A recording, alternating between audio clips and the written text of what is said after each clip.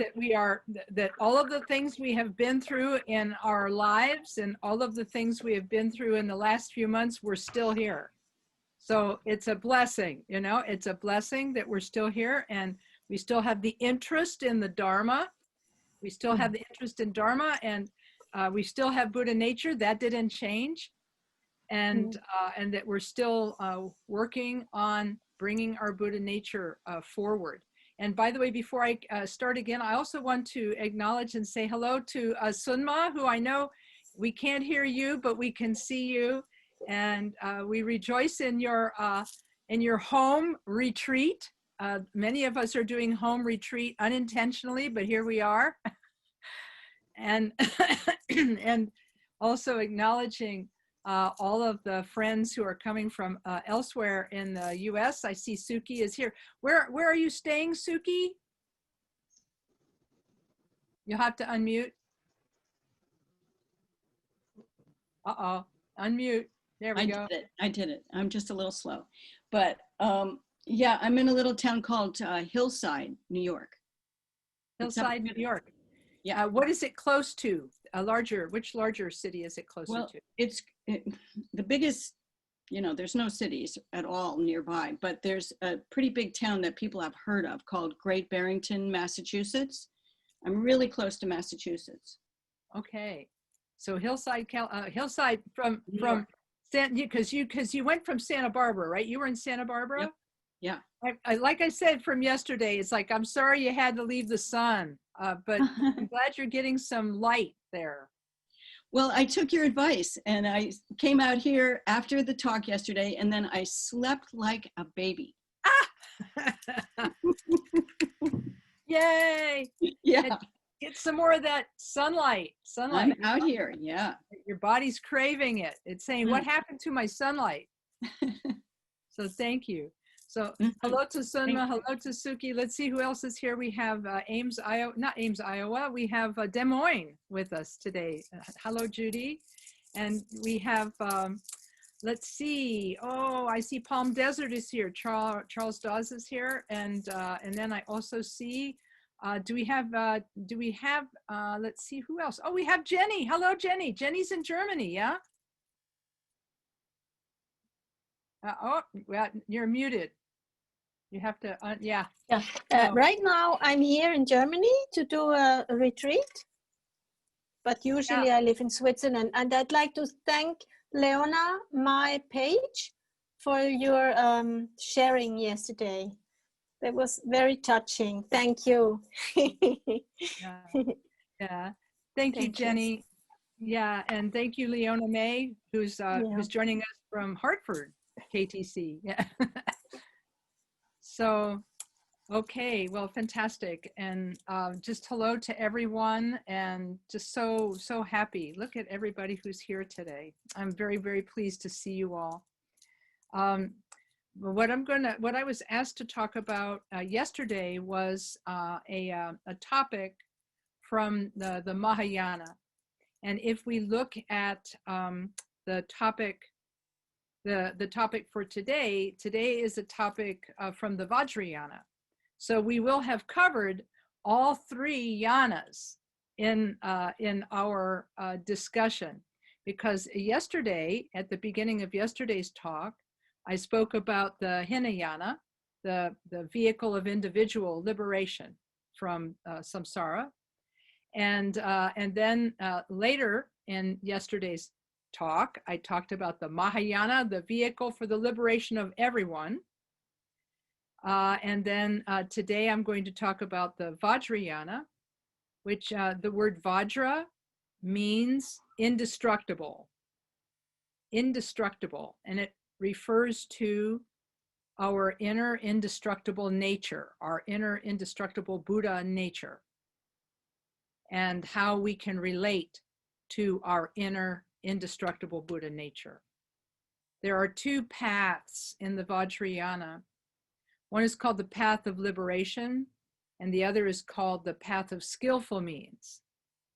And we're going to be touching on both of these today. If you want to learn more about the three yanas, I'll type into the chat the title of this book, The Three Vehicles of Buddhist Practice by Trungpa Rinpoche, you can actually download this for free from the internet. And I'll put it in chat right now so I don't forget it.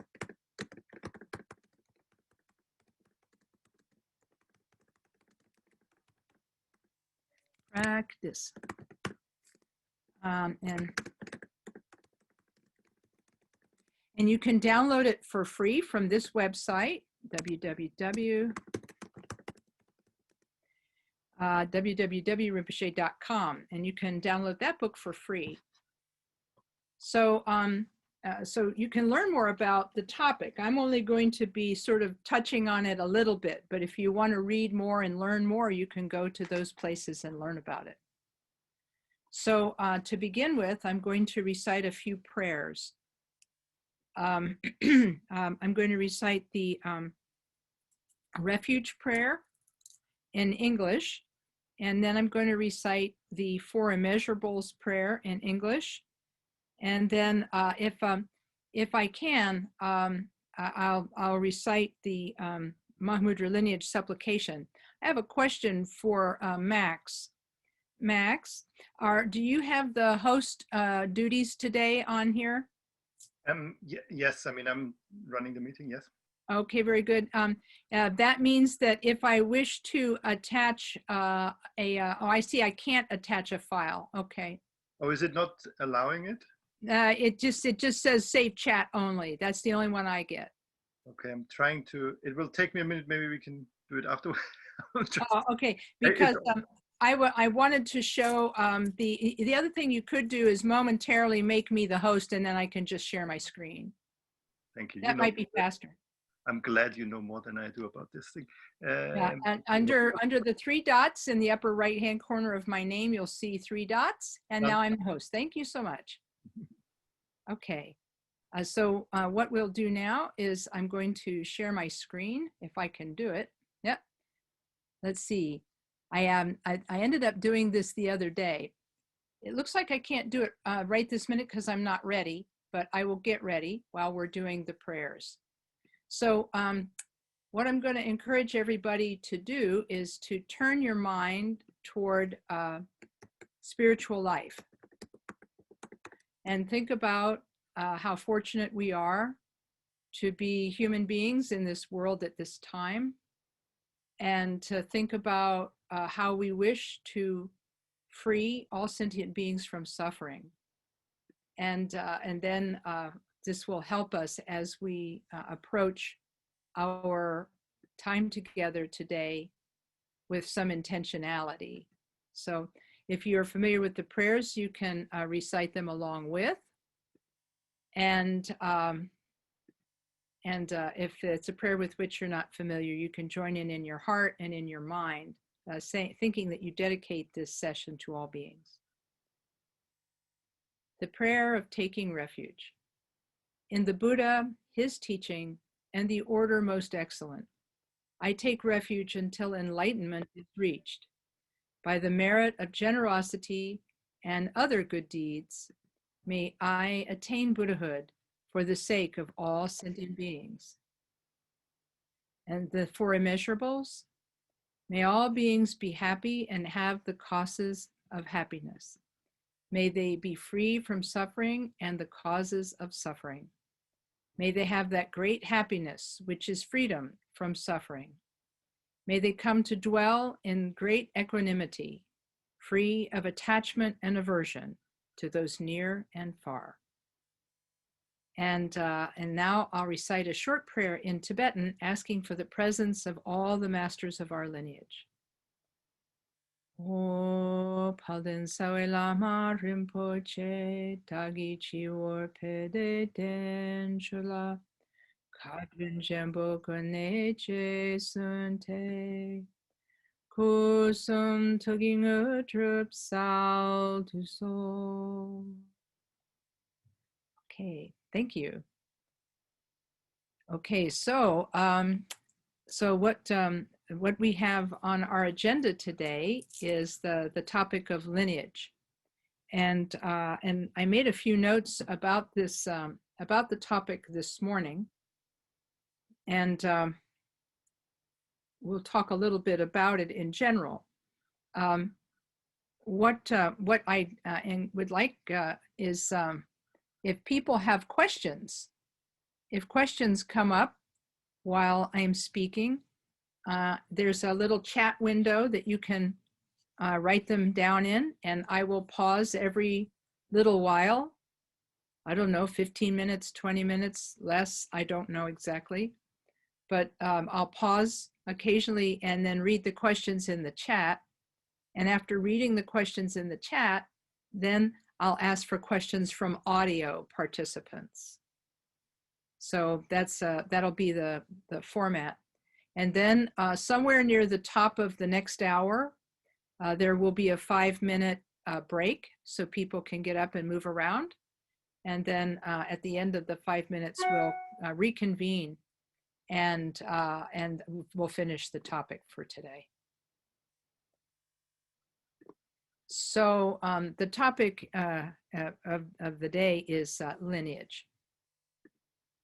When I think about how we learn anything in this world, we have to think about how knowledge is transmitted and why is the transmission of knowledge important.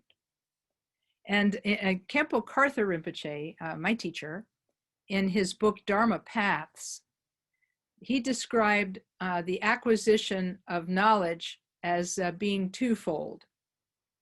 The acquisition of knowledge is the acquisition of worldly knowledge of subjects like history and language and so on. The acquisition of worldly knowledge, and then also the acquisition of wisdom knowledge, which is spiritual knowledge. So he said there's a difference between the transmission of worldly knowledge and the transmission of wisdom knowledge. So first I'm going to talk a little bit about worldly knowledge. In his book Dharma Paths, Khenpo Karthar Rinpoche said, "It is unlikely that we will ever get to the end of worldly knowledge. If you see the course catalog for any university, you will see that there is a lot to learn. And not only can we learn these things, we can learn other things. We can learn all sorts of things, such as we can learn music, we can learn science, we can learn mathematics, language. There is no end to the objects of human knowledge. We can know so many things. And so what Rinpoche said is there's just no end to worldly knowledge. You could spend your whole life working on worldly knowledge and still not make any progress on wisdom knowledge because the two topics are different. If we look at this, we can look a little more deeply, we can see why this is true. And when we think about how worldly knowledge is transmitted, we go to school, we sit in class, we take notes, we study, we take tests, they test our knowledge. If they like it, they like our knowledge, they give us a diploma. We can go and we can use our knowledge somewhere in the world.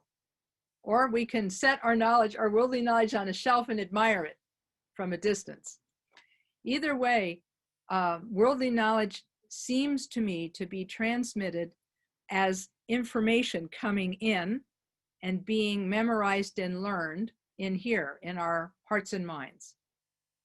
And when we are gathering worldly knowledge, we always want to find the very best person to teach us these things. If we want to learn cooking, we find a master cook. If we want to learn how to take care of plants or animals, we look for masters in caring for plants and animals. We always are discriminating and thinking carefully about who we want to take our worldly knowledge from. Because if we pick the person from whom we get our worldly knowledge incorrectly, we might not learn the right things that we need to know. So we're always thinking, is there a better teacher somewhere who could teach me more about cooking or yoga or whatever? So we're always looking for the best. And then there is the actual intake of the knowledge. We listen to lectures, we attend programs. Sometimes if we're learning things like exercise, we'll attend classes, or if we're learning dance or music, we'll take classes that teach us technique and so forth and so on. And then we have to practice. We have to do homework on our music or our dance or our language. And we're always in a position of learning something. So this is the worldly knowledge. And so the teacher of worldly knowledge has to be a person who has the knowledge. They may not have any other qualities, but they do possess the knowledge that we want. We frequently see this in literature. For example, when we learn in fictional stories as well as in historical stories, sometimes the person with the best information can be a little bit gruff and can be a little bit unpleasant in how they act or speak. And so this person then, even though they are unpleasant, they're still considered a great teacher of worldly knowledge, and people line up to see such a person. And so this is what it's like to accumulate and acquire worldly knowledge. On the other hand, acquiring wisdom knowledge is a little different. When we want to acquire wisdom knowledge, of course we want to find a person who is knowledgeable. But if we're really interested in learning about our own mind and our own spirituality, we will want to find a teacher who doesn't just know the facts. This person should also have acquired proficiency in meditation and in training, spiritual training, and in meditation, and in all of these things. And this person who has acquired these things then becomes a source for us of not just the transmission of facts, but also they can become the source of transmission of blessing and wisdom itself. And such a wisdom teacher is what we are seeking in the Buddhist tradition.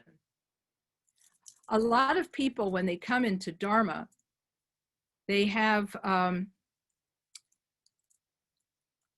lot of people when they, okay, we got it, okay. A lot of people when they come into Dharma, they think that Dharma teaching is like worldly knowledge, that gathering Dharma teaching is like worldly knowledge. They look for the best, the most popular, and also the one with the greatest reputation, and so forth. And so sometimes when people come to the Dharma Center, they don't necessarily listen to the Dharma at first because they're looking to see if the person who's teaching it has some kind of reputation, or like, is this really the best study I could make? Maybe I should actually be studying another kind of Dharma instead. They think of it as a college student would try to look at a course catalog and say, you know, I really need to study this subject, this subject, this subject, and this subject. So they're thinking about Dharma knowledge or wisdom knowledge the same way they think about worldly knowledge. And then they go shopping. They go shopping for a Dharma center that is selling the product they want to buy. And they are looking for particular teachers or particular things depending on popularity. But what's really interesting is that wisdom knowledge doesn't exactly get transmitted in the same way as worldly knowledge. Wisdom knowledge requires a little bit more from the student who is studying it. It requires them to really really have the capacity to look inside themselves very deeply and to be with themselves deeply. And in order to practice the wisdom knowledge, they have to be prepared to change their way of thinking and their way of speaking and their way of doing things in life.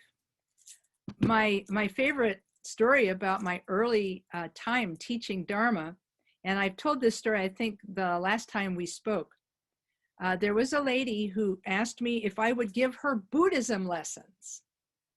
And I said, oh, that's interesting. I've never given Buddhism lessons to anyone before. I would be happy to have you be my first person that I'd give Buddhism lessons to. So I actually went to her house and I gave her like 1 hour Buddhism lessons. And I think it was maybe after the 4th lesson, I gave her homework. She had to learn how to meditate and she had to read a little bit of Dharma books. And then I taught her a little bit about compassion meditation. So I felt things were going very well. And so somewhere around the 4th lesson, she said, okay, thank you, I'm done now. And I said, oh, really? Well, we haven't finished the topic of compassion meditation and mind training. We haven't finished it yet. She said, I don't need to finish it. She said, I know now I do not want to be a Buddhist.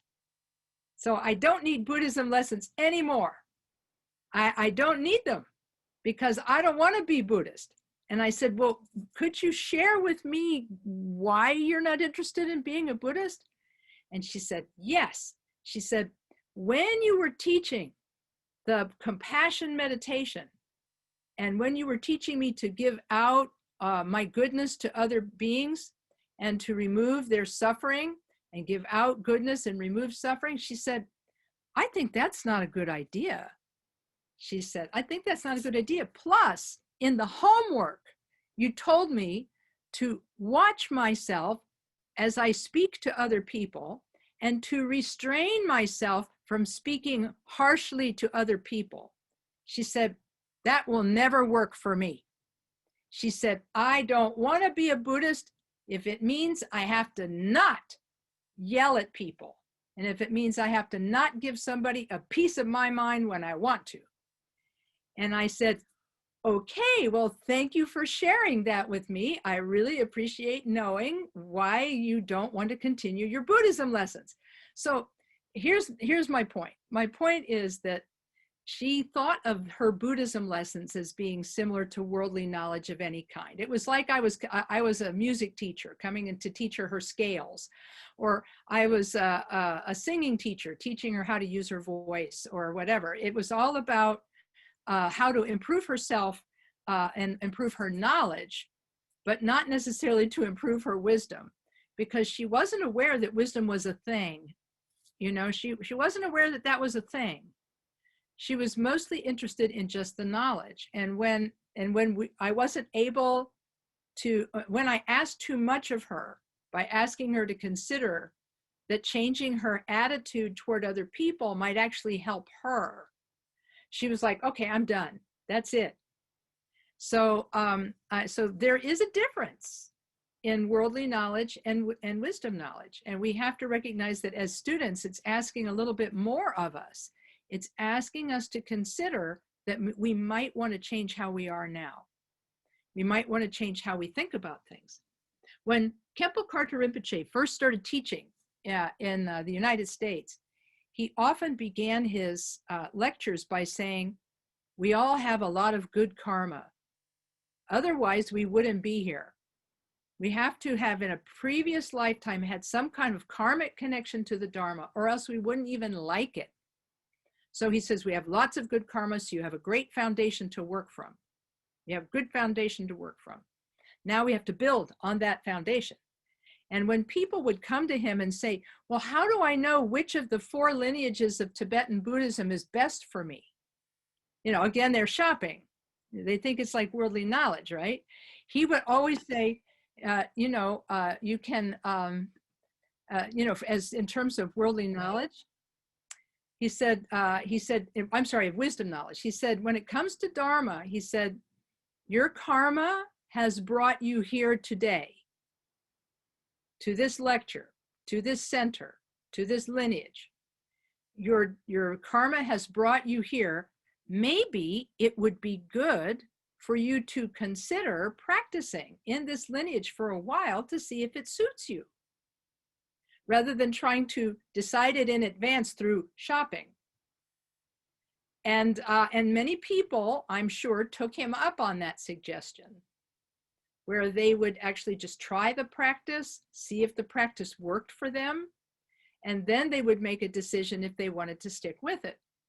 But I'm sure there were at least a few people in every audience who said, nah, I prefer to shop. Thank you very much. I'm still browsing. Don't try to sell me anything. So I think that we all come to Dharma in different ways at different times. But we all come to Dharma because we feel a hunger and a wish for peace of mind. And I think that the wish for peace of mind is what brings us to Dharma.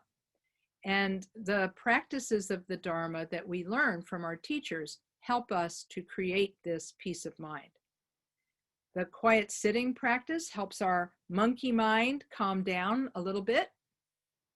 Compassion meditation trains us in love and compassion.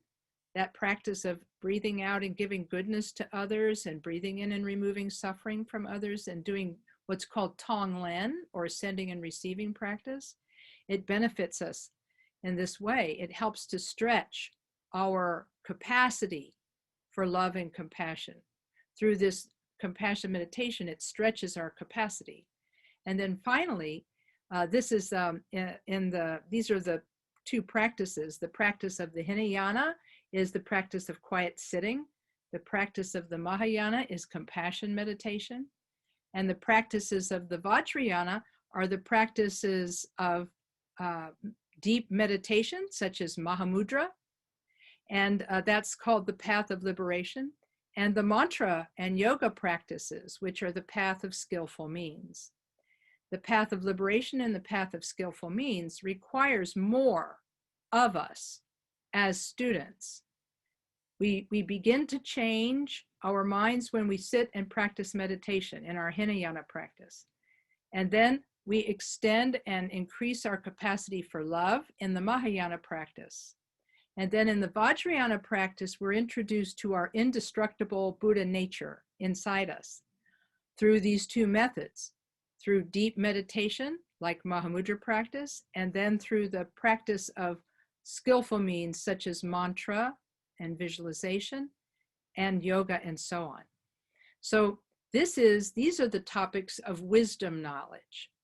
These are the topics of wisdom knowledge: meditation, compassion, wisdom, and the paths of liberation and the paths of skillful means. This is all wisdom knowledge.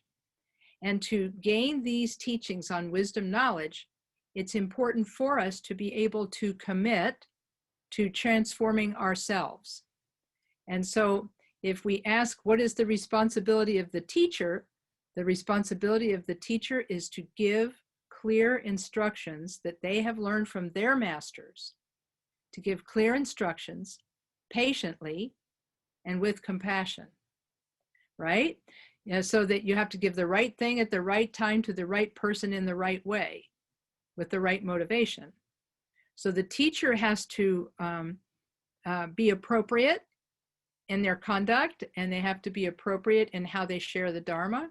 And then the student needs to practice. And in this way, the transmission of lineage and knowledge happens.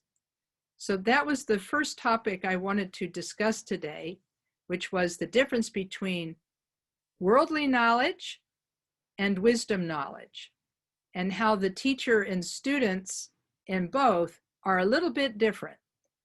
To summarize, worldly knowledge has to do with science and history and language and art. And the teacher of worldly knowledge has to be skillful in the subject area. And the student needs to attend the lectures and pay attention and practice the skill. Now, in wisdom knowledge, however, it's not as important for the teacher to be encyclopedia, an encyclopedia of everything. They just have to know what Khenpo Karthar Rinpoche said. They have to know just a little bit more than the person that they're teaching, but they have to be able to convey that information accurately, with compassion, and with patience, and with a knowledge that when they come up against a question they cannot answer, that they have to go up and ask their master and get knowledge and then give it to the Dharma student. So the passing along of wisdom knowledge is a little more complicated, and it requires more of the student, and it requires more of the teacher. In the next part of the program, I'll talk a little bit about what lineage is and how we hold it, and then we'll go back to the topic of teachers and students again. But I'm going to take a moment here and look at the questions in the chat and see what questions you might have. So you can type questions in chat, and then in a minute or so, I will ask for questions from audio. Let's see what we have here. There was a Dharani. Yesterday there was a Sanskrit Dharani. Yes, are you able to share it with us? Yes, the Dharani is in the Khenpo Kunchok Jaltsen edition of the Jewel Ornament of Liberation. You'll have to excuse me, and I'll saunter over to my bookshelf. This room is only 10 by 12, so I can't really saunter anywhere, but I'll crawl over and get the book and bring it here and tell you what page it's on, okay? Here we go.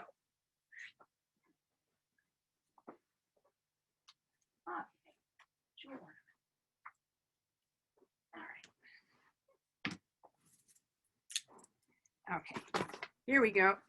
Ta-da! The Jewel Ornament of Liberation. The Khenpo Kunchok Jaltsen. All right. Yeah. Okay. Yeah, here we go. I had to look this up for Lama Adam a few weeks ago. Let me type in the title here. To everyone. Okay.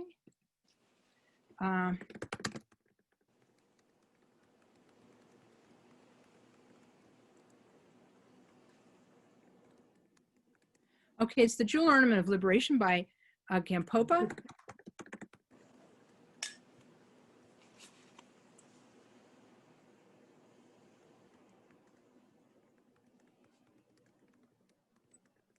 Okay, so it's that edition. And if I am lucky, I marked it. And if not, I'll have to look it up later and tell you. Let's see if I found it.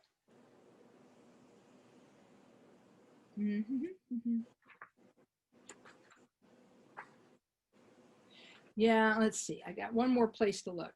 Yeah, it looks as though I did not mark it in. I did not mark in the book which page it was on. So Charles, I'm going to have to look that up for you. Okay. But it's in Jewel Ornament.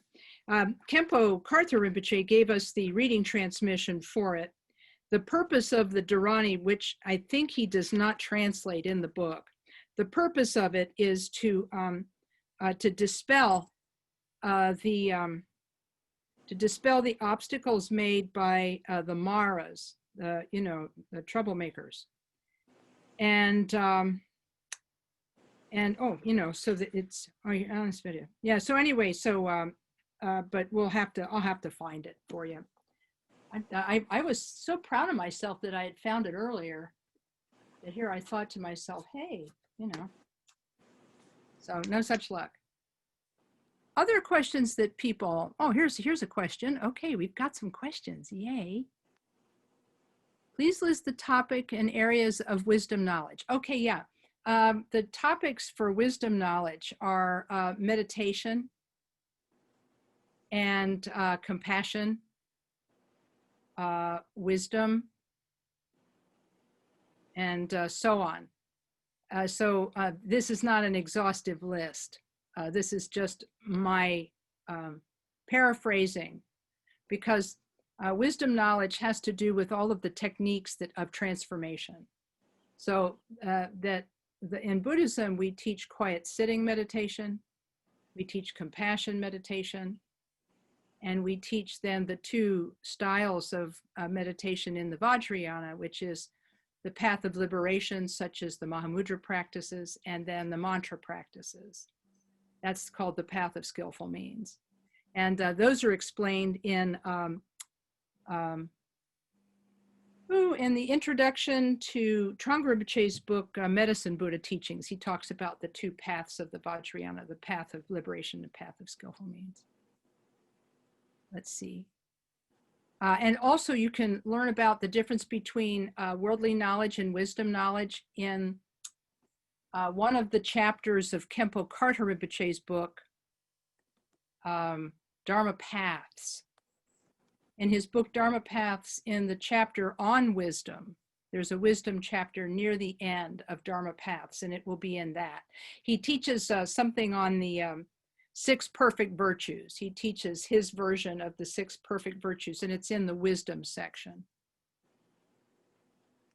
Okay, here's another question. Yeah, did that answer your question, Judy? Got it? Okay. Then thank you, Leona May. Let's see, your question is, I have been meditating with someone fairly new to Dharma, very curious, and moves from one self-selected teaching to the next, one self-selected practice to the next. So this is like a worldly knowledge approach to wisdom. Yes, it is a worldly knowledge approach to wisdom knowledge. And sometimes, sometimes we have to let them do that for a while. You know, we just have to say, okay, you know, but here's how I learned it, and I learned it in a specific order, and there's a function to that specific order, and if you want to learn these things in the specific order, I can also do that. But yeah, a lot of people are like that. Because a lot of people have difficulty with authority of any kind, and they prefer to be self-directed anyhow. Just recently, I've come into contact with several Dharma students who have been self-directed pretty much their whole life in Dharma. They've been completely 100% self-directed. And I'm not 100% sure what's going to happen when they try to interface with a lineage. I'm not sure what will happen because they have so much of a personal investment in having control of every aspect of their learning, that it's a really bit different. It's going to be a little difficult, but the right teacher might be able to help them come in from the cold, so to speak, you know. Let's see. The questions from Ani is, what is the difference between visual meditation such as Tara versus watching the breath? Oh, okay. Yes. I learned this from Khenpo Rinpoche. Someone asked him this question. See, this is a joke, but this is like my value, is that I attended a bunch of teachings and I remember some of them. So this is my value, right? Is that I can remember some stuff that Rinpoche said. So what he said about this is that, in a way, watching the breath and visualizing a Buddha or Bodhisattva, in some ways, it's the same thing. Why? Because you have to practice placing your attention on an object. Now, whether the object is your breathing or whether the object is an image of a Buddha or Bodhisattva, you have to do a certain amount of what's called shamatha, or calm abiding. You have to train your attention to stay with the breath, or you have to train your attention to stay with the image of the deity that you're visualizing, maybe above your head, maybe in front of you, and so on. So in that way, they are very similar to each other. Where mantra practice branches off from just being shamatha, and this is according to the teaching of Bokhar Rinpoche.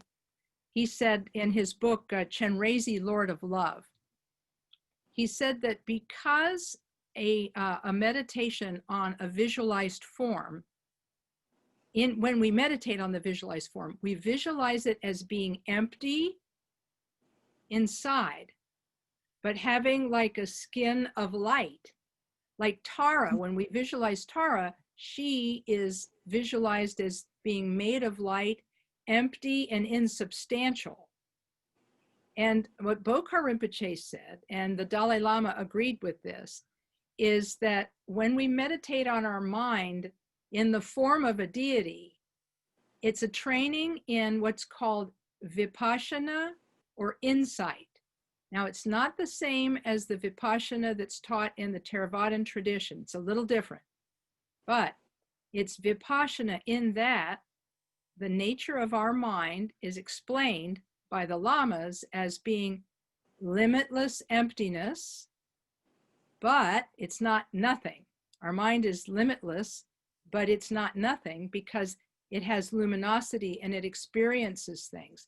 The mind knows things and experiences things. And that is called the mind's radiance or luminosity. And so both Bokhar Rinpoche and the Dalai Lama say that when you meditate on a form of a Buddha or Bodhisattva, it's very similar to Vipassana in that you're meditating on your mind as emptiness and yet this luminosity. So the emptiness aspect is the fact that the deity is visualized as being empty. And the luminosity aspect of your mind is that it is very clearly visualized as being made of light. So there's a little bit of extra value in the visualization meditation for that reason, that it's bringing up the faculty of limitlessness, and it's bringing up the faculty, sharpening the faculty of clarity and luminosity. So that's a little, those are the similarities and the differences. Did that help you, Ani? Yes, yes, thank you. I was, but in one seems to be more potent than the other. I don't know of another word to use rather than potent. So is that just what my imagination, or indeed there is more energy or insight in the visualization, not just doing a Tara meditation, but a Medicine Buddha meditation, all the visualization meditations where you visualize yourself as being the deity, etc. So that has I remember talking to a Western teacher of Dharma once, and they said, you know, the Tibetan methods are so brilliant. The Tibetan methods are so brilliant because you're not just practicing mindfulness. He said it's like mindfulness plus. So that's why visualization practice is more powerful for many people because it utilizes this emptiness aspect or limitless capacity of the mind and the clarity capacity of the mind. There's more power to it. It's not just mindfulness, because being mindful of the breath makes you mindful, right? And it helps to sharpen your mind, right? And it's very good. But when you add the object of a deity made of light, then that is mindfulness plus the motivation of benefiting beings, plus the motivation, plus the technique of meditating on mind as emptiness and luminosity. So there's more to it. Now, this is, of course, I have to say, for some people, their mind and their karma does not like visualization. And so for them, it would be a little bit of torture to do visualization. So for them, they need to have the quiet sitting with the breath awareness so that they can ground themselves. And then they can begin to practice the path of liberation, where they learn how to meditate on mind itself, which is the Mahamudra form of shamatha and vipassana. So you see what I'm saying? So for some people, mantra meditation is just, it doesn't do it, but for some people, it does. So thank you. Thank you. Okay. Now, are there any other questions from the audio participants? You might have to unmute first. I have a question. Mm-hmm. Hello? Yeah.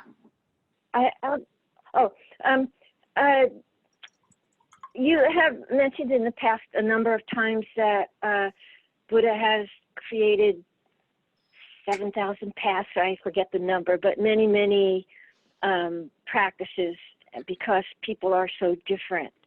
And I'm confusing now. It seems like you're saying, well, there's a allocated special path to take, number 1, 2, 3, as opposed to choosing from the 7,000 or whatever that Buddha has put forth for different personalities.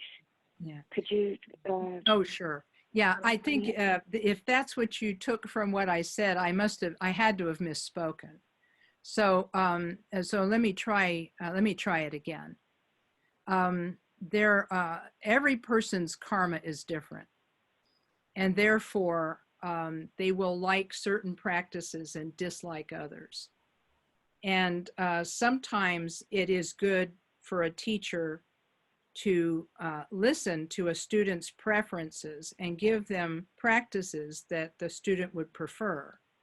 This is what the path of teaching that I have to take, because I don't have the deep insight into a person's karma that a person who is a master would have. For example, Khenpo Karthar Rinpoche, I felt that he was an enlightened bodhisattva, and that he had the capacity to know the minds of other people, and that he could instantly tell what kind of practice would be the best for that person's karma. Essentially, he could read their karma and prescribe for them the best practice, like a doctor could listen to the medicine pulses in the wrists in Chinese medicine and Tibetan medicine and instantly know what organ systems need support. So it is the case that there are practices that will help some people more than others, and that a wisdom teacher will be able to tell the person directly and quickly which of the 80, and the number is 84,000. And it's not literally 84,000 dharmas. It's just an indicative number saying that it's a lot. It's endless, it's countless. And so there is, for the wisdom teacher who rests on the levels of awakening, they can instantly tell a person which of the 84,000 dharmas is going to be most appropriate for them.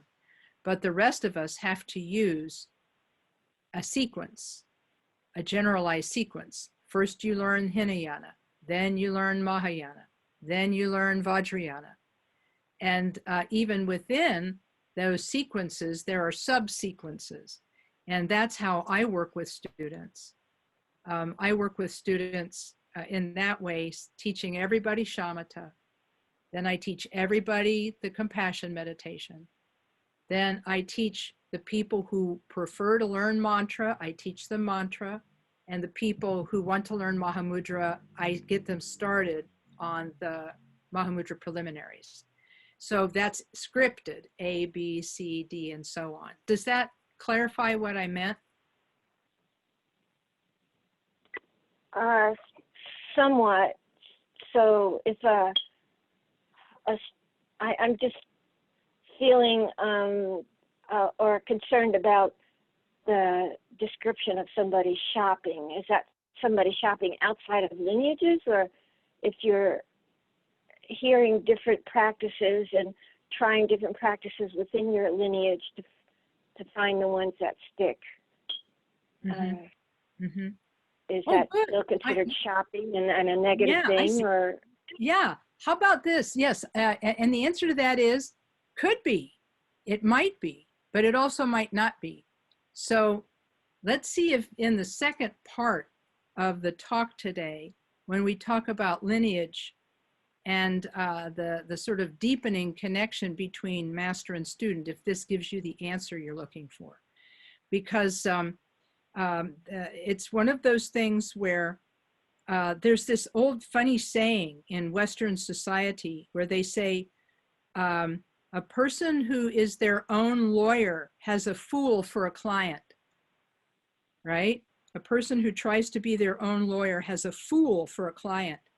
And so a person who tries to be their own Dharma teacher and never accepts advice from a Dharma teacher, then is maybe not going to make as much progress as a person who does have a Dharma teacher and works with a Dharma teacher and follows the advice of a Dharma teacher. And so I think that's maybe the easiest way to answer your question. It is shopping only if you are not taking advice from your teacher.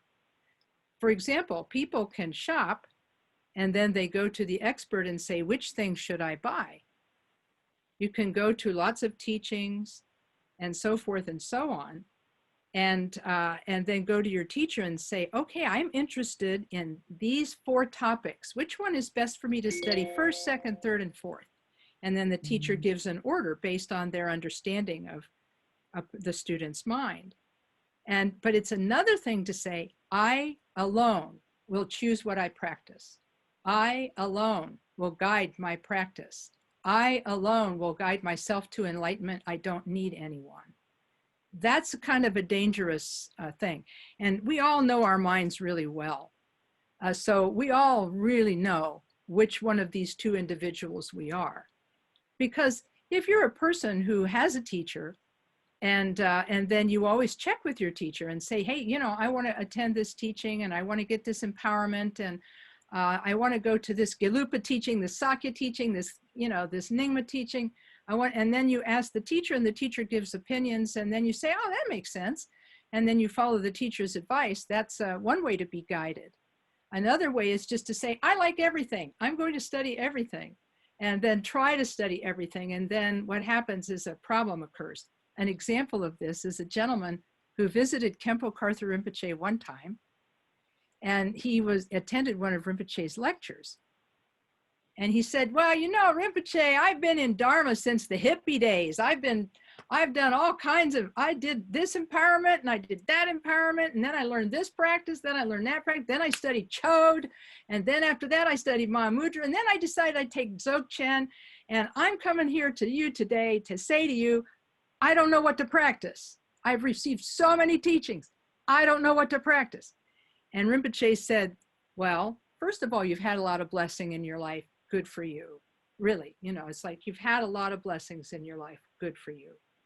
He said, but at some point, he said, it is going to be important for you to really look at all of the teachings you have received and choose from among them the teachings that will do you the most good and help you make the most progress toward the goal of the Dharma, which is to relinquish self-fixation and to increase your awakening. And I don't remember if Rinpoche recommended that the man get a teacher or not. I apologize for not remembering that part. But he said that being self-directed in this way and gathering lots of teachings is, I mean, it's okay, but you don't make as much progress because then you get confused about what to study and what to practice. So I don't know that that answered your question or not, and I'm sorry, but I thought I'd give it a try. Thank you. Mm-hmm. Yeah, we all know our own mind. You know, we know our motivation. We really do. Our motivation is not a secret. And if we just rest quietly and ask ourselves, really, you know, what kind of Dharma student am I? Am I mainly a person who is 100% self-directed? Or do I want the teacher to help me 20%? Or do I want the teacher to help me 40%, 50, 60, and so on? We know kind of where we are, and it's good to kind of own up to where we are and then figure out how we're going to conduct our studies and with whom. So there's that. There's time for one more audio question and then we'll take our break. Any other question coming from audio? Lama, Kathy. Yes. So when you were saying how, you know, and I've seen you do it so many times where you'd say, well, I gotta go ask Khenpo Karthar about this. So what do you do now? Yeah, I know. It's a kind of difficult, really, because I think to me, I mean, Khenpo Rinpoche is always available on the on the level of meditation and prayer. He's always available, right? And even though he's passed away, I feel his continuous presence in my life. But the pragmatic side of things, being able to ask his wisdom mind what to do in this situation or in that situation, oh my goodness, I really do miss that. So what I've started doing is I've started asking some of the other lamas at KTD questions. I actually asked virtually every lama at KTD who's there right now. I've asked them to help me with specific Dharma questions.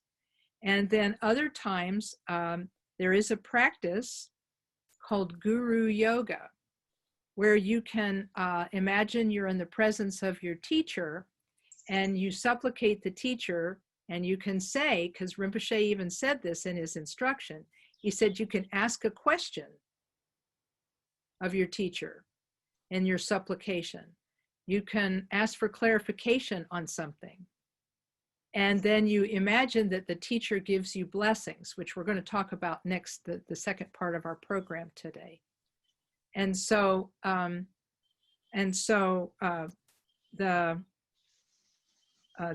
at any rate, and so then you imagine that the teacher dissolves into light and merges with you and blesses you. And he said, sometimes you'll get the answer and sometimes you won't, but it's okay. I mean, so I've done that several times, but I'm also writing letters and asking my Dharma friends questions. Yeah, so. Wow, that is so interesting. Thank you. Yeah, no. And I have to tell you something cute. I have no doubt that Khenpo Karthar Rinpoche is still around and is still helping in whatever way he possibly can. I'll give you an example.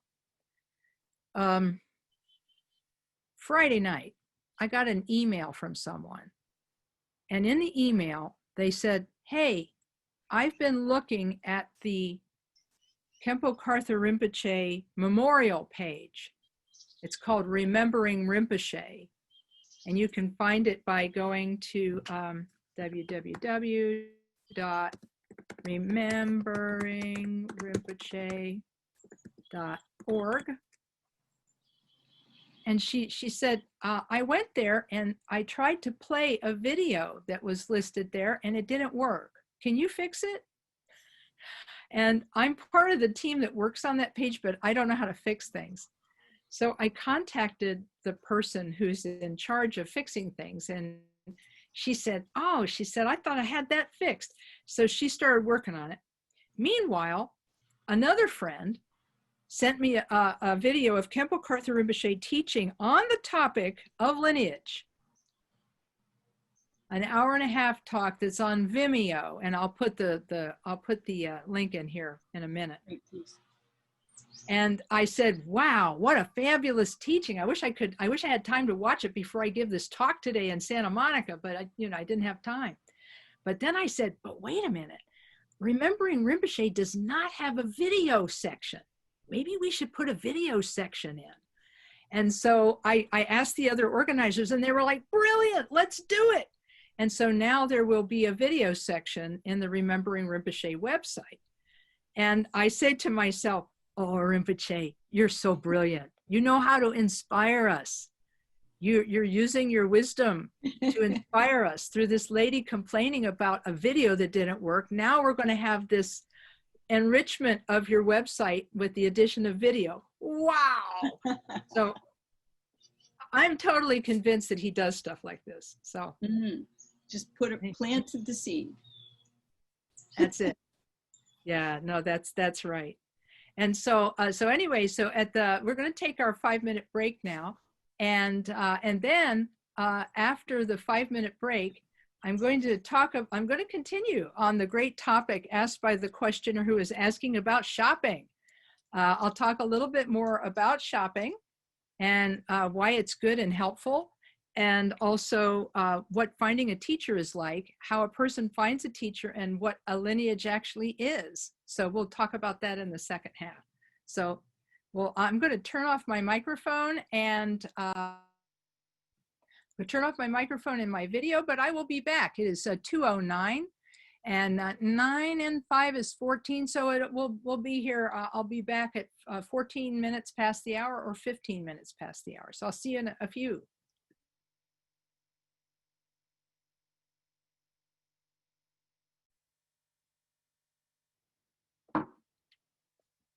Okay, yeah, it's that part of the afternoon here in Ohio where I could use a snack, so there you go. Okay, thanks for coming, and thanks for coming back.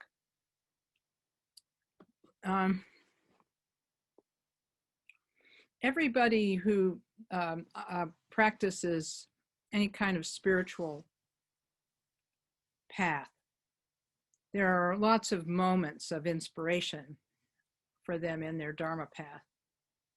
And for me, one of the pivotal moments in my study of Dharma was before I had even met Buddhism, but knew that spiritual life was important to me. And that was after I'd graduated from college and gotten my first job as a newspaper reporter.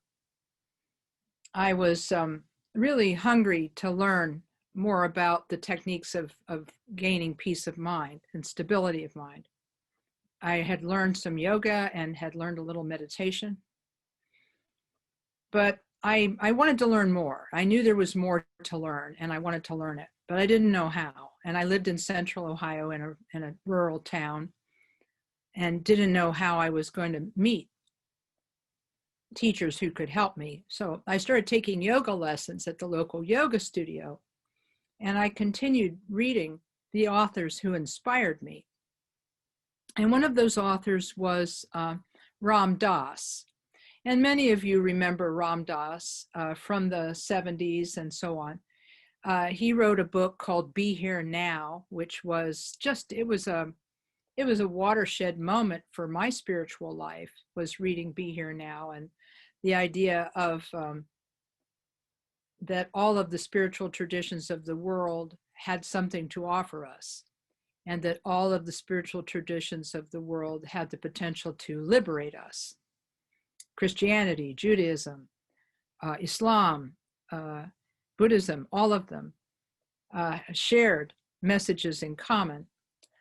And I was so inspired by that.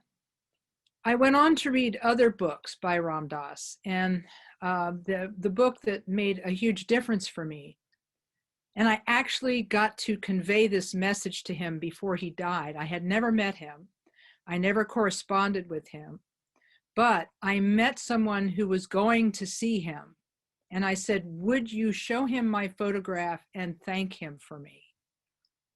And she said she did. So she went to see him. I think he was, this was at the end of his life. He was living in Hawaii, I believe. Yeah, and so I met someone who was actually going to have a meeting with him. And I can't remember exactly who it was, but I said to them, please thank him for writing his books, and especially thank him for writing the book Grist for the Mill. Because in his book, Grist for the Mill, there's a chapter entitled Lineage. And in that chapter, he describes his own spiritual seeking, the period of time when he was a spiritual seeker. And he says, okay, I mean, this is me paraphrasing how he put it. He said, okay, I was a hippie and I kind of like practiced everything. Did a little Christianity, did a little Judaism, did a little of this, did a little of that. He said, I kind of like grabbed something from every religion and I mixed it all up and I created my own religion. And he said, but now that I've done that, he said, I see that I could have done it differently. And therefore, and he said, and saved myself a lot of time and a lot of trouble. So he said, I made up my own religion, basically. And he said, but I don't recommend that to any of you who are reading this book. Dear readers who are reading this book, he said, my advice to you is that you find a genuine spiritual lineage that starts with an enlightened being and that traces its heritage and lineage back to that enlightened being. And then you practice the practices of that enlightened being to their conclusion.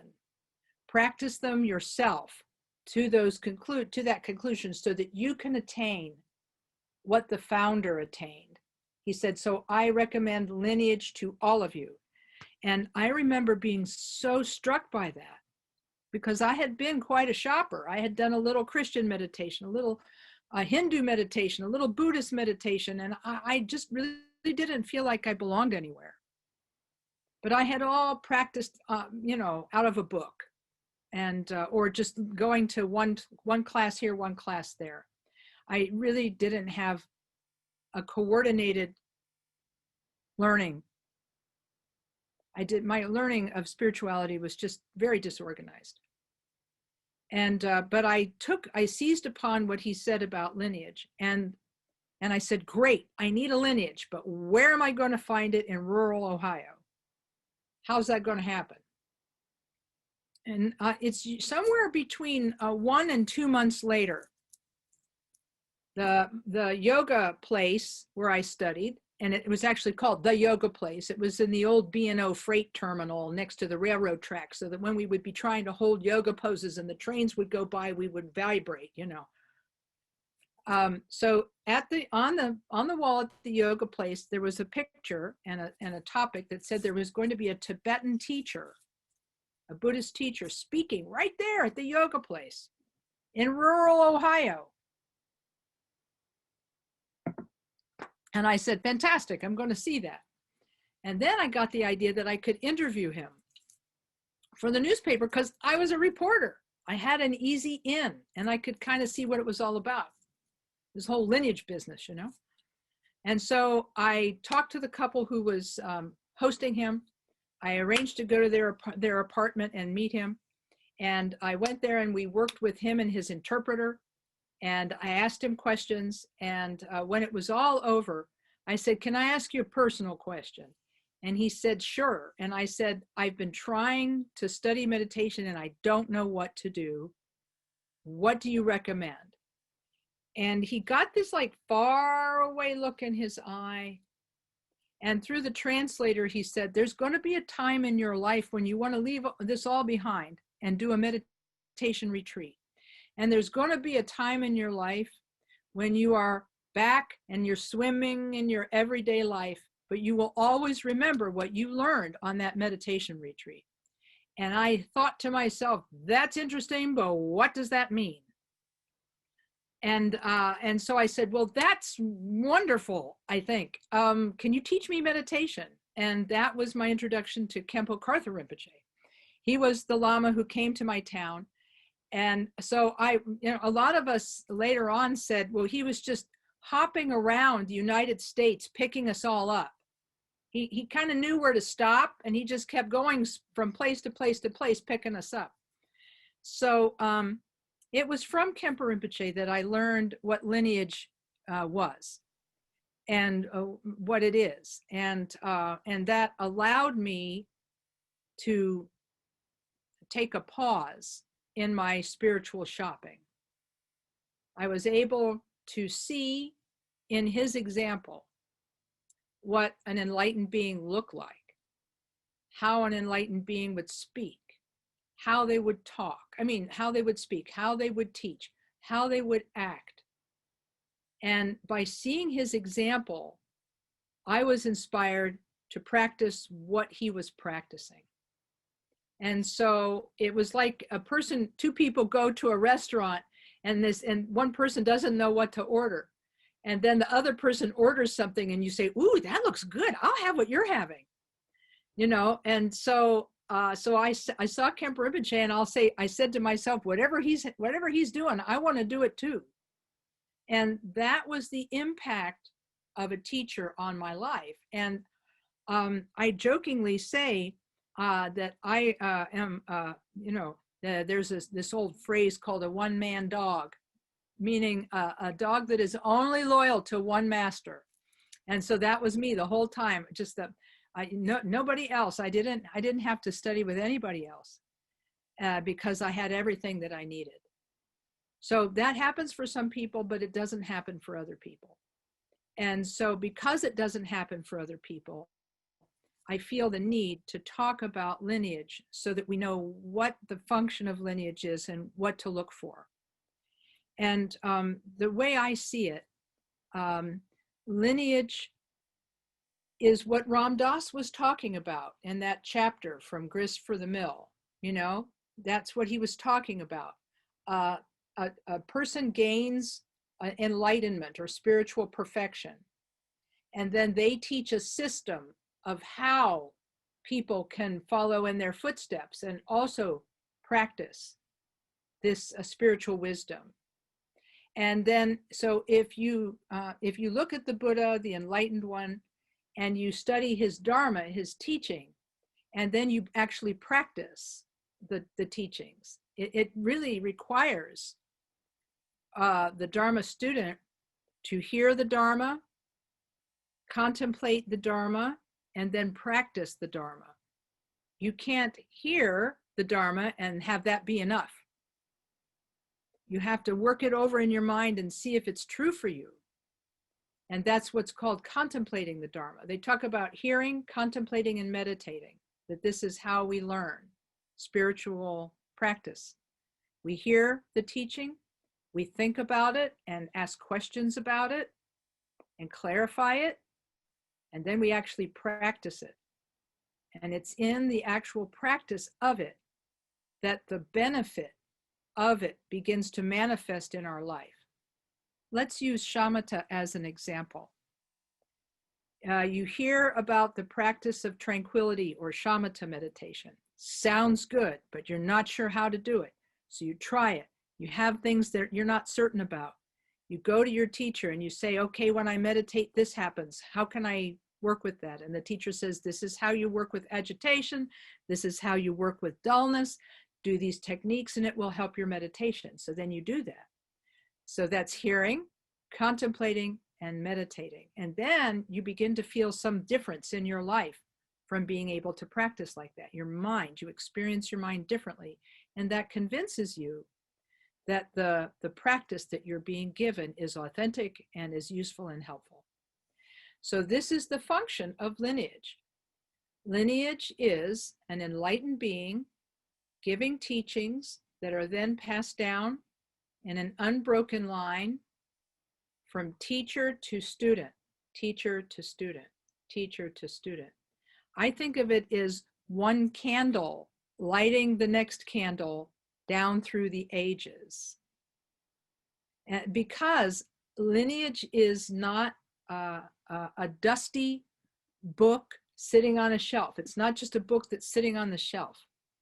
It's actually alive, in that it is alive in the lives of the people who study it and practice it. It's not just a subject like geography or history. It's transformation that happened in one person's life. And he said, you can all do this too. And then he taught the methods of transformation. If we learn about the methods but never contemplate them, if we learn about the methods and then contemplate them and then never practice them, we don't get the full benefit. But if we do hearing, contemplating, and meditating, those benefits will start to arise in our life. And then we will become a candle of that lineage, and our little light will shine. And then other people will look at us, and even though we're not enlightened beings, they'll say, I want what they're having. And then they'll ask us for advice, and we'll go, oh my gosh, they're asking for advice. What do I do? And so we go to our teacher and say, how do I give advice? And then the teacher explains it. And then eventually their candle starts to burn. And then it just keeps going. And this is why lineage is alive. it's alive in the lives of every person who studies it. Even if we don't attain Buddhahood, if we can take the teachings of that lineage and practice them, then we are going to get the benefit of that and then be the holders of that lineage for the next generation. And those candles will continue to be lit down the era.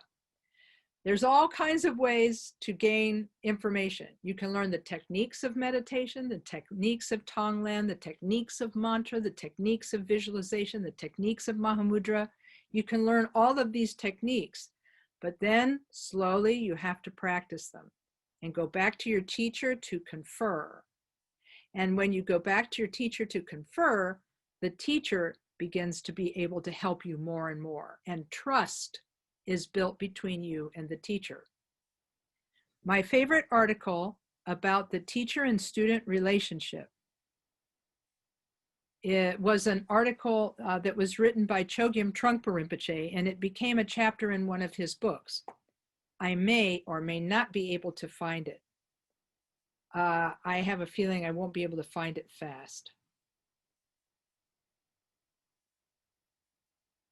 Yeah, I don't think I'm going to be able to find it fast, but it is a chapter now. It was in his book, Empowerment, that he wrote about the 16th Karmapa. But now it's in one of the books called The Collected Works of Chogyam Trungpa Rinpoche, one of the compilations. And it's actually called Lineage. And he talks about lineage in this way. He said, when we come to the Dharma, he said, we meet teachers. He said, we undergo 3 phases in our training with a teacher. The first level is the level of, he calls it the emergency room doctor. He says, we are like the patient with a broken limb, and we kind of drag ourselves into the emergency room and we say to the doctor, fix me, please fix me. And so we start our Dharma practice with a tiny bit of desperation because we really need help with our mind and our confusion. And we look at the doctor as we look at the teacher as a saving doctor in the emergency room. Then he said, as we continue studying with a teacher, the relationship moves into a second phase, which is the phase of spiritual friendship. Spiritual friendship. And in this spiritual friendship, the teacher becomes more like a friend. But he said it's a friend with a difference in that that friend begins to mind our business and knows us almost better than we know ourselves, and can begin to gently, or not so gently, make suggestions about how we can and should change our relationship to ourselves, the world, and others. And this is where we learn the Mahayana practices of love and compassion and so on from our teacher, who is our spiritual friend. And then eventually we will move into the third phase of our relationship with the teacher. And I want to diverge slightly from Trungpa's wording here, because he uses a word that I feel has so many negative connotations that I am reluctant to use it. But he has a point, and so I'm going to use the word, tell you why I don't like it, and then use it again. So the word is, he said, in this third phase, the teacher becomes like a monarch or a dictator. And it's not like the evil kind of dictators we see in life. This is a person who we trust implicitly, who we would trust with our very lives. And so I would never use the word dictator, because that is the wrong feeling for the word. It's the wrong feeling. But it is this idea of absolute loyalty, such that, or absolute trust. It's not loyalty, it's trust. absolute trust in the teacher and absolute trust in the methods. And we may never get to that level where we trust the teacher so much that we would trust them with our lives. We may never get that far. But even if we only get as far as the emergency room doctor or the spiritual friend, and we allow them to bind up our wounds and heal our wounds in the emergency room phase, and we allow them to begin to mind our business in the spiritual friend phase, even if we never get to the phase where they could give us pointing out instructions that point out the nature of our mind, because that's the level of trust we have to have in order to receive the Mahamudra pointing out instructions, is the level of trust where we would agree to allow them to tell us how to look at the nature of our minds. If we can come to that level, then we can. And if we can't, that's okay. We go as far as we can. And so these two articles, these two chapters, the chapter on lineage by Ram Dass, where he says spiritual shopping is okay, it's how we all get started, but at some point we have to find a lineage and adopt that lineage and practice that lineage to its conclusion.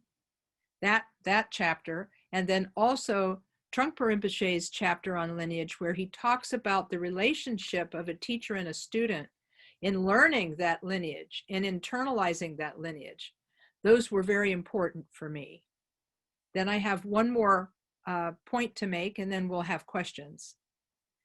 And that is that for us, we have, as Khenpo Karthar Rinpoche said, we have wandered into the door of the Karma Kagyu lineage.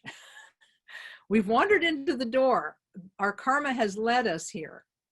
And we have studied with the masters of many traditions, but here we are, children of the Karma Kagyu, children of the Indian master Tilopa, who had the vision of Vajradhara Buddha. And then Vajradhara Buddha gave him the teachings on Mahamudra. And then Tilopa gave those teachings to his Indian disciple, Naropa. And then Naropa attained enlightenment. And then Naropa taught the Tibetan disciple Marpa, who attained enlightenment. And then Marpa, who taught Milarepa, and Milarepa attained awakening. And then Milarepa taught Gampopa, and Gampopa attained awakening. And then Gampopa taught Dusam Khenpa, the first Karmapa. And there have been 17 Karmapas since that time. So from Tilopa, Naropa, Marpa, Milarepa, Gampopa, Dusam Khenpa, the first Karmapa, to today, this lineage of the Mahamudra is unbroken. And the teachings are just as alive now as they were alive in Tilopa's day, 1,000 years ago.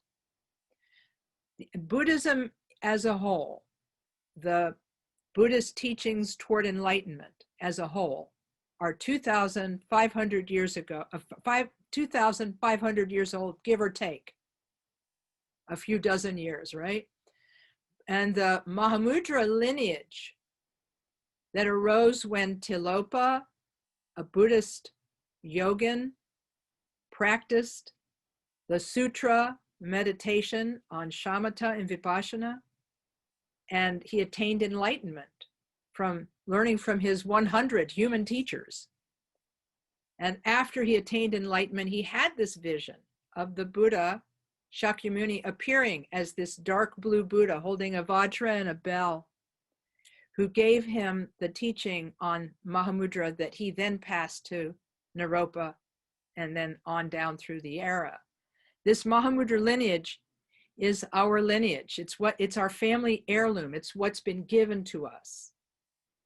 And as such, there's great power in it, because every generation has seen at least one, if not more, enlightened beings accomplish awakening. In all of the generations for 1,000 years, enlightened beings have arisen and then carried on and passed on the lineage. So even if we can only enter the door of the lineage, and we can go as far as we can go. If as far as we can go is learning shamatha, fantastic. If as far as we can go is learning compassion meditation, fantastic. If we can learn mantra meditation, fantastic. Because mantra meditation is a form of Mahamudra. And then if we can study Mahamudra, fantastic. So the heirloom is being handed down to us in all of these teachings. And so it's up to us now to hold them. There are many qualities that teachers need to have. Teachers should be kind and compassionate and patient, and they should be knowledgeable and so on. In Gampopa's book, The Jewel Ornament of Liberation, he talks about all the qualities that masters have to have. And he said, the best master you could possibly have is a fully enlightened Buddha. We may not have the karma to meet one of those. So maybe we'll only meet a partially awakened bodhisattva. But even if we don't have the karma to meet one of those, he said, if you meet an ordinary person who knows the Dharma and is compassionate, he said, you'll learn something. And you can enter the door of the Dharma in that way and practice and study, even if your teacher is an ordinary person, because the vessel that the lineage is being handed down in is only part of the equation. The other equation is our receiving of the teachings, practicing them, and then realizing them in our lifetime. So that's a lot of talk. And so let's see if there's some more discussion. Hopefully this helped the questioner who wanted to know about shopping. Shopping is actually fine. It's just at some point you have to pick something. So questions, you can write them in chat, or you can ask them on audio. Since we see none in chat right now, let's see if there are any audio questions.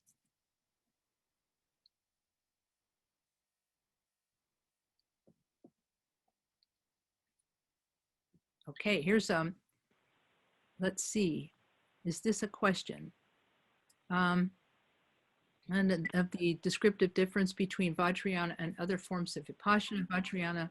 Vipassana involves understanding and experience of luminosity and emptiness. Yes, okay, very good. Yeah, yay. Any other questions that people might have?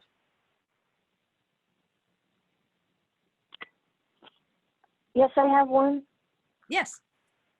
It's about the 100 teachers, and I just thinking if somebody today went around and learned from 100 different teachers, I feel like then you would say that they were shopping for teachers. Yeah, no, I understand. Yeah, we're not Tilopa. That's the thing. He was an extraordinary being, so he could have 100 teachers. But he eventually picked something and practiced it. Okay, gotcha. Yeah, he eventually picked something. Thank you. Okay, no problem. Hi, Lama Kathy. Hi. I'm Jody right now. Kidding. Hey. So you're going to have the full view of my monkey mind lately. And I'm going to try and get this question out to you. Different parts of my life have brought a lot of joy and a lot of sadness. One really difficult time for me was when my husband passed away. My Dharma group was around me, a lot of different groups, and my sister, of course. And there was you and Lama Karma for his last 48 hours in the hospital. And I felt truly blessed.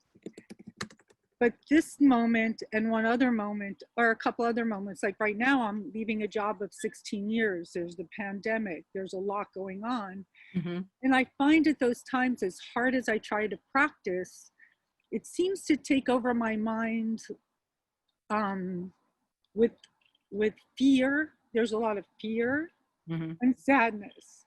And then I'll spend time listening to the teachings in my little recorder that I listened to Chenrezig. My sister's done a couple of Mahamudra, 7-line prayer.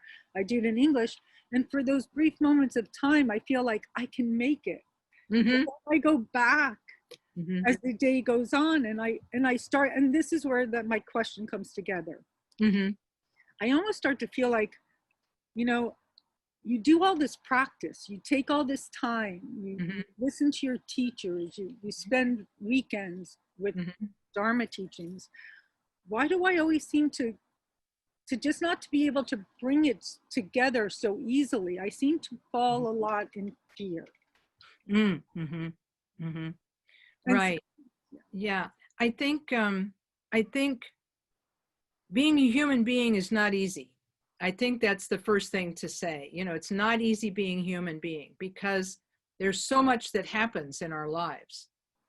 We build families, we create families, and the families we're very connected to, and we're deeply connected to them. There is our family of origin, there's the family we choose, the people we marry or live with, the people who we have as our own children. There are the people we work with. So we forge all of these connections with so many people, and we have so many responsibilities to all of the people in our lives. So it's like there's so much going on because of all of these relationships. And then the relationships can sometimes bring us stability. And sometimes the relationships don't bring us stability, and they bring more upset, you know. And so this is why being a human is not easy. And then when things change, when somebody passes away, or when a job changes, we feel all of that uncertainty all over again. Like it's not just one loss, it's all of the losses we have ever experienced are being re-experienced. That's how it is for me. This may not be how it is for you, but when there's a big change for me, it triggers all of the losses I have ever felt in my life. And it makes me feel really sad, you know, and so forth.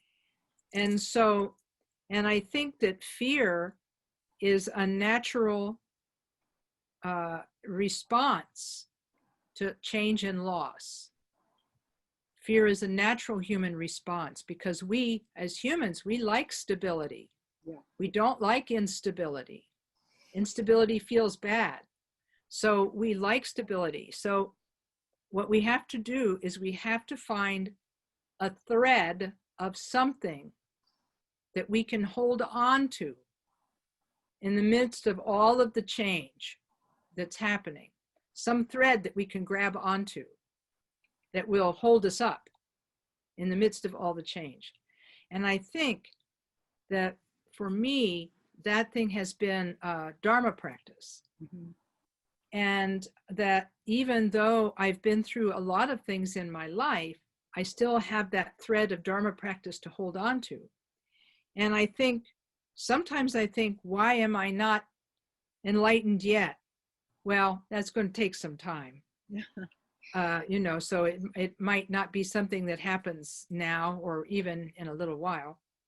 But if I look back over the many years I've been practicing, I will see an improvement.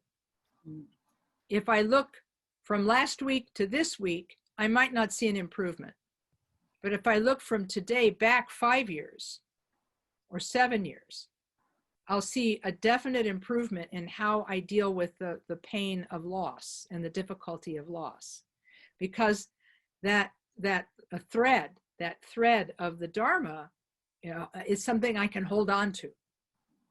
And so I'm thinking that it's not unusual to feel fear when there's a lot of change going on, because we wonder, who are we now that this person is not in our life? Who are we now that this situation has changed and I don't have this role in my life? Who am I now? And the Dharma practice is a little bit sneaky, in that it starts by saying, oh, you're a meditator. And so we go, oh yes, I'm a meditator. And then we get the idea, I'm a meditator, I'm meditating. And then later it says, guess what? You're also a bodhisattva in training. Oh yes, I want to practice compassion. I'm a bodhisattva in training.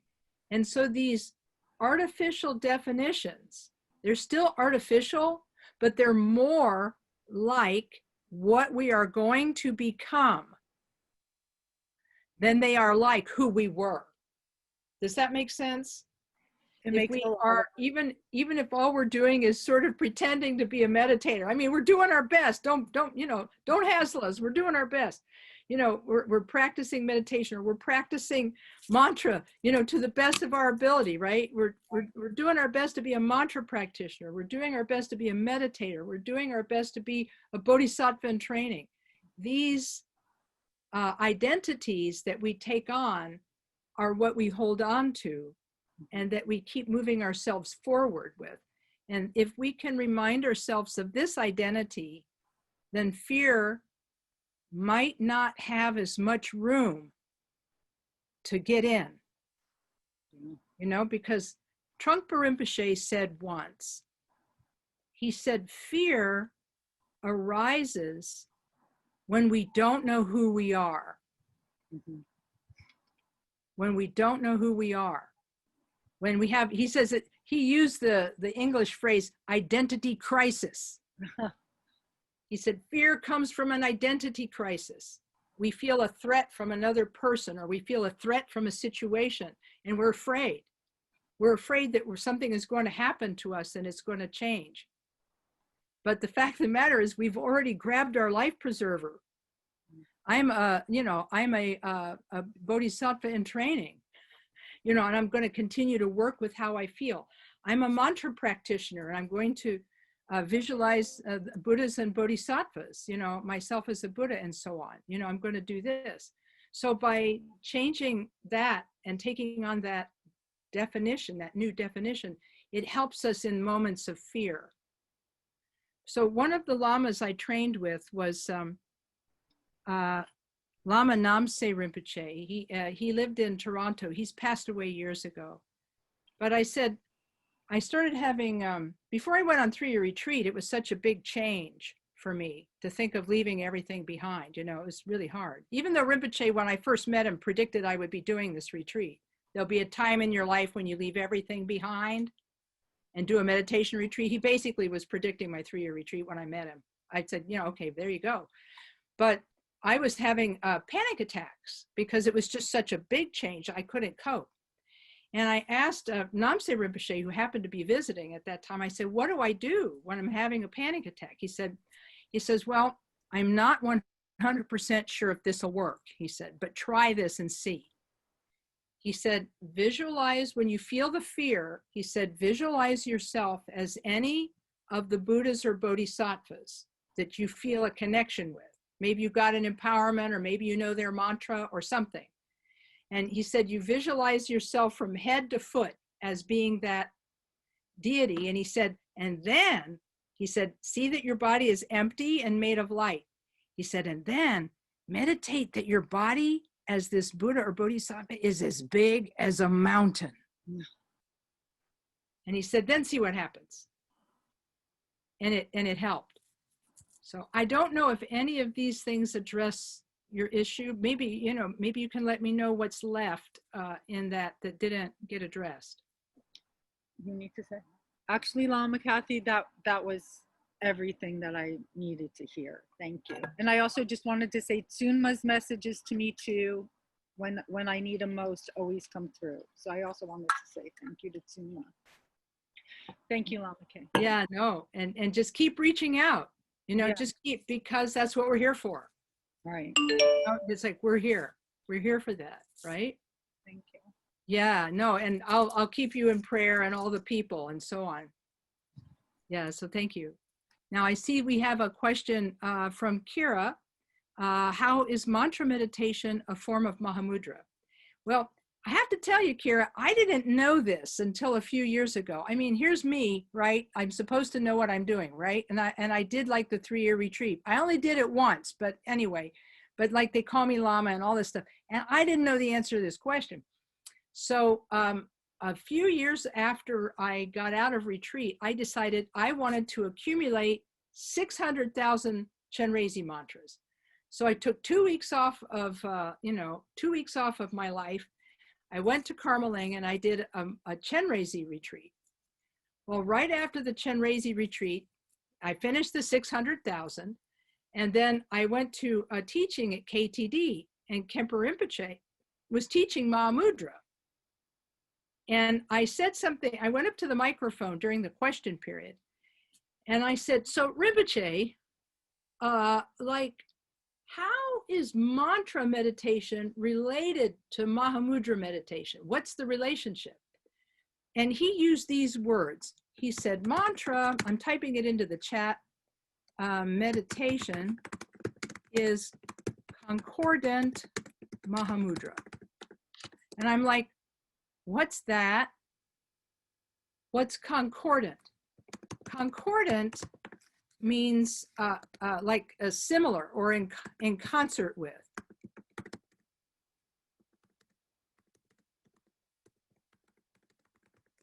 So, so it means concordant means similar or in concert with. And he said, for example, he said, in Mahamudra meditation, you meditate on your mind as being emptiness and luminosity. These are the two qualities of mind that are described in Mahamudra. They say mind is empty. I prefer the word limitless. Instead of emptiness, I prefer the word limitless. Okay, so instead of emptiness, I think of limitlessness, And so there's emptiness, right? And limitlessness. And then, but it's not a zero. Mind is not a zero. It's everythingness. And he said, but yet it's not nothing because you experience. So there's the luminosity aspect. Is the experiential quality. We can know things. So there's like this experiential quality of mind. And he said that the visualized form of the deity is the luminosity. And then the emptiness of the deity's body is the limitlessness. So he said, so meditating on a deity that's empty and yet luminous is a way, actually one other Lama called this symbolic meditation on the nature of mind. And so he said it's concordant Mahamudra because, for example, in the 15th Karmapa's commentary on the Chenrezig practice, which is called a continuous, I can't spell, continuous rain to benefit beings.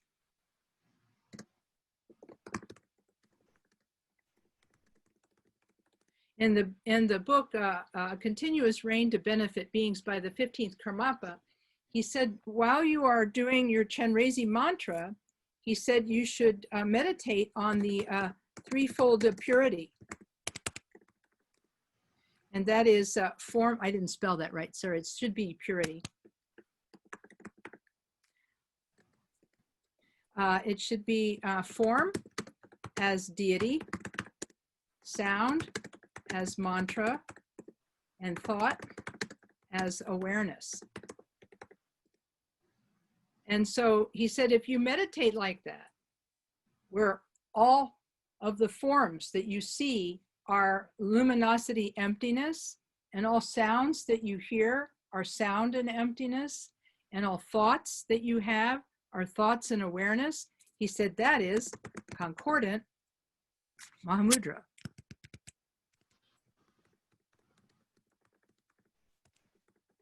And so, and what do you do at the end of the practice?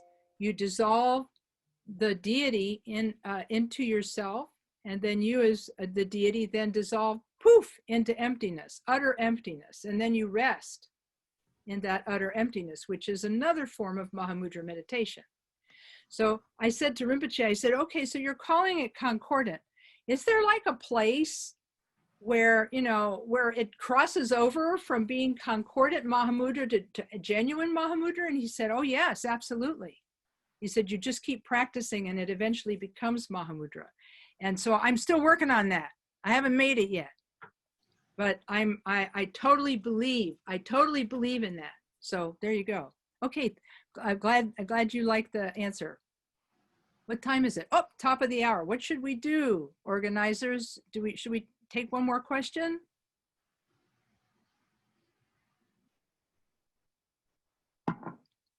Hello. Yes. One last question would be great. Thank you, Lama Kathy. Okay, one last question. Do we have a question? Lama Kathy, Sir. could you explain one last time on the instruction you got from the Lama in Toronto on visualizing yourself as a mountain? What were the previous stages of that? Yeah, this was Lama Namse giving me what he thought would be a treatment meditation for panic attacks. So he said, first of all, he said, think of any Buddha or Bodhisattva that you have a connection with. And so I'm thinking, this is me, he didn't say this, but I'm thinking that would mean a deity that you've received the empowerment of, because in an empowerment, you are blessed, your body, speech, and mind are blessed, and then you're given permission to visualize your body, speech, and mind as being the body, speech, and mind of the deity. That would be the best. Second best, this is me, this is not the Lama the Lama Namse speaking, but to me, the second way you could have connection to a deity would be that you receive the transmission of the mantra. You heard the mantra and then practiced the mantra. And so I feel, or third, it might be a deity like Medicine Buddha or Chenrezig, which don't require empowerments, but you've done the practice, because we're allowed to do the practice of Chenrezig and Medicine Buddha without empowerment. And so he said, start with the deity that you feel a connection with. Then visualize your body as the body of the deity, remembering that your body is made not of flesh and blood, but of light, and that it has the appearance of the deity. Think of yourself from head to foot and back up again as this deity, empty inside and luminous. He said, and then make the form of yourself as this deity as large as a mountain. And he said, and meditate like that. He said, and maybe it will help with the fear that you experience. And, because I think he was thinking that panic attacks are like an exaggerated fear response, which that's kind of how I would see it, is that we have a fear, like an almost existential kind of fear. So anyway, so hopefully that helps. So much. Okay. Well, thank you. Well, that was our last question. So thanks very much. Yeah, I see we have a thank you from Judy. Thank you. And I have not given this format of teaching on lineage before. So thank you for being my test audience. I have never given this talk ever before in this way, where I divide it into two parts. The first part is discussing the difference between worldly knowledge and wisdom knowledge, and how we work with teachers and how teachers and students work together to pass wisdom knowledge. I think I left a piece out of there that is important, which is that, remember I was talking about pointing out instructions? Well, that's really the highest and best teaching you can receive and blessing you can receive from a teacher, is having them point out the nature of your mind. And whether they actually point out the nature of your mind, or what they do is teach you how to practice deity or whatever in order for you to recognize your nature, however that is done, you know. I think that's the first thing I wanted to talk about, was how teachers and students work together for lineage to pass from one generation to the next.